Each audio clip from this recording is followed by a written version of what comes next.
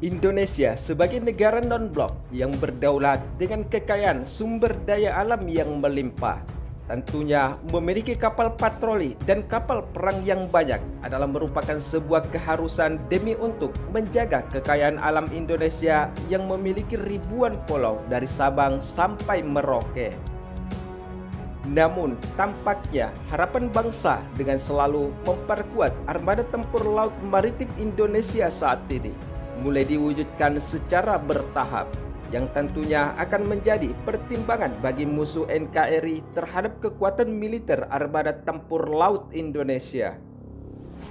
Sebab selain pasukan militer Tentara Nasional Indonesia yang memiliki kemampuan serta strategi tempur yang menjadi sorotan dunia, dari kehebatannya yang telah terbukti di setiap medan pertempuran serta membebaskan sandera dari kelompok bersenjata. Ternyata TNI Angkatan Laut Indonesia telah menjadi salah satu raja armada tempur laut kapal korvet di Asia Tenggara dan berada di urutan ketiga di dunia. Tidak hanya itu, sebab saat ini kekuatan armada tempur laut Indonesia dari 140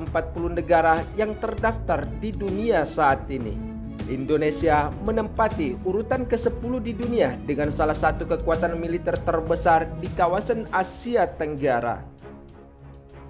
Memang tidak bisa dipungkiri jika taktik dan strategi sistem pertahanan Indonesia telah menjadi sebuah fakta menarik dari kekuatan militer Tentara Nasional Indonesia di dunia. Sebab Indonesia merupakan raksasa ketiga dunia yang terbanyak memiliki armada tempur laut kapal perang jenis korvet, dan bahkan mengungguli kekuatan armada tempur laut kapal kelas korvet Amerika Serikat,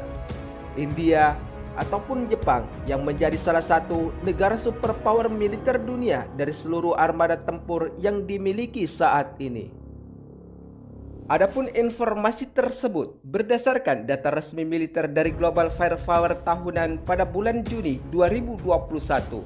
dan tercatat hingga saat ini TNI Angkatan Laut Indonesia telah diperkuat sebanyak 24 unit kapal perang jenis korvet yang merupakan salah satu kapal perang terbaik di dunia. Strategi sistem pertahanan Indonesia dengan memperbanyak armada tempur laut ini memang merupakan sebuah keharusan demi keamanan wilayah kedaulatan Indonesia, sebab Indonesia adalah negara kepulauan, dan jika terjadi pertempuran maka hanya dengan menggunakan kapal perang sebagai alternatif pertama untuk mengirim pasukan di setiap titik wilayah, dan armada tempur laut Indonesia adalah merupakan garda terdepan yang akan menghalau musuh. Selain itu, jika akan terjadi penyerangan terhadap Indonesia, maka yang menjadi tulang punggung atau yang akan pertama kali menghadapi pergerakan musuh untuk mencapai daratan Indonesia adalah armada tempur laut TNI Angkatan Laut. Sehingga dengan memperbanyak kekuatan armada tempur laut TNI AL adalah menjadi strategi utama untuk mempertahankan wilayah teritorial kedaulatan NKRI dari ancaman musuh yang tak terduga. Di sisi lain, dengan terus meningkatkan kekuatan armada tempur laut TNI ini, memang sudah menjadi sebuah keharusan untuk menjaga wilayah teritorial kedaulatan Indonesia sebagai negara kepulauan terluas di dunia. Apalagi saat ini, wilayah laut maritim Indonesia telah menjadi incaran negara-negara lain dengan kekayaan sumber daya alamnya yang melimpah. Misalkan saja wilayah laut maritim Indonesia yang masih memiliki klaim tumpang tindih dengan Malaysia,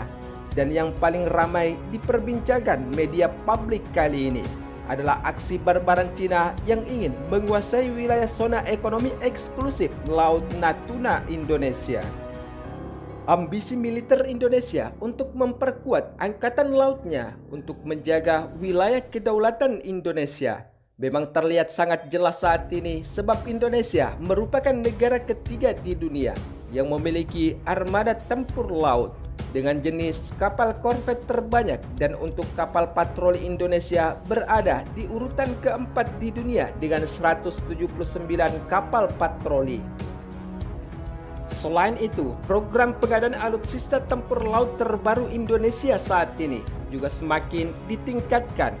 Misalkan saja kerjasama industri pertahanan laut Indonesia dengan industri pertahanan Odense Denmark untuk membuat 2 unit kapal perang dengan jenis kapal fregat Iver Vidval yang masuk urutan kelima tercanggih di dunia, dan industri perkapalan Damen Belanda serta industri perkapalan Fincantieri Italia.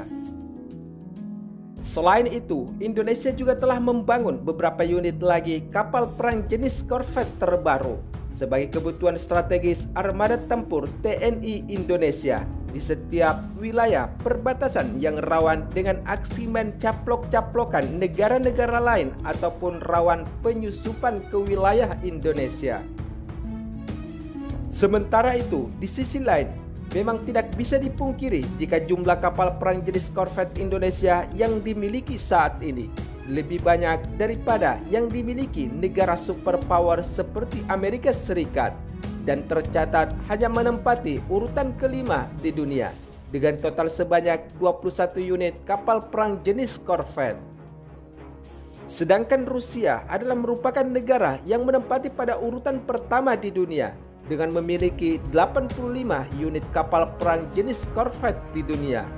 Selain itu, di urutan kedua dunia adalah ditempati oleh Cina yang memiliki sebanyak 72 unit kapal perang jenis korvet. Namun, satu hal yang paling unik dimiliki oleh Indonesia dan berbeda dari kekuatan militer armada tempur laut superpower militer di dunia, seperti Amerika Serikat yang menempati urutan pertama dengan jumlah keseluruhan armada tempur laut militernya, serta India yang menempati urutan keempat di dunia namun hanya memiliki sebanyak 23 unit kapal perang korvet. Namun, dari kedua negara militer superpower tersebut telah berada di bawah Indonesia dengan jumlah armada tempur laut atau kapal perang jenis korvet di dunia. Padahal dari segi kekuatan militer secara keseluruhan, Indonesia menempati urutan ke-16 dari 140 negara di dunia menurut data Global Firepower tahunan di tahun 2021 ini. Sementara itu, adapun pengadaan alutsista tempur atau armada tempur laut Indonesia ini sebenarnya sudah direncanakan sejak tahun 2002 lalu dengan target 22 unit kapal perang jenis korvet. Bahkan pemerintah dengan gencar-gencarnya menyebut program tersebut sebagai program korvet nasional. Kapal perang jenis korvet yang akan dibuat dalam program Kornet tersebut awalnya direncanakan akan berbasis kelas Komandan, namun kemudian diputuskan untuk mengambil basis kelas Sigma dengan model 10514. Selain itu, kapal perang jenis korvet ini sendiri didesain oleh Orient System Naval SPA dan Italia Navy Corvette serta dikembangkan melalui PT PAL Indonesia sebagai kesepakatan kerjasama antara industri pertahanan Indonesia dengan industri pertahanan luar negeri. Namun, untuk dana yang dikucurkan oleh program pertahanan Indonesia ini juga tak sedikit, sebab menurut sumber media informasi lainnya, spesifikasi awal pengadaan alutsista kapal perang jenis korvet ini memakan dana sekitar 80 miliar, dan untuk spesifikasi lanjutan yang dibangun oleh PT PAL Indonesia menelan biaya 104 miliar. Bahkan kapal direncanakan bernama Korvet Nasional 104M saat itu. Sementara itu, di sisi lain, untuk kerjasama industri pertahanan armada tempur laut Indonesia yang telah memiliki ikatan kontrak dari luar negeri,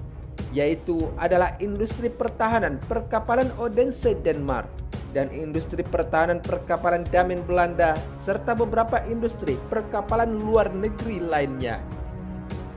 Berdasarkan hal tersebut, tidak heran jika Indonesia saat ini berada pada posisi urutan ketiga dunia dengan jumlah terbanyak kapal korvet, sebab industri pertahanan laut untuk armada tempur marinir Indonesia telah diproduksi oleh industri galangan perkapalan terbaik di dunia. Misalkan saja seperti industri perkapalan Damen Belanda yang menempati pada urutan ketiga terbaik di dunia setelah Rusia dan Jerman, dan industri perkapalan Odense Denmark yang masuk urutan 10 di dunia sebagai salah satu produksi kapal perang atau tempur terbaik. Namun, tidak bisa dipungkiri dengan jumlah kapal perang jenis korvet TNI Angkatan Laut yang cukup banyak ini, tentunya akan sangat mendukung terhadap operasi di setiap wilayah perbatasan demi menjaga dan mengamankan wilayah kedaulatan zona ekonomi eksklusif Negara Kesatuan Republik Indonesia.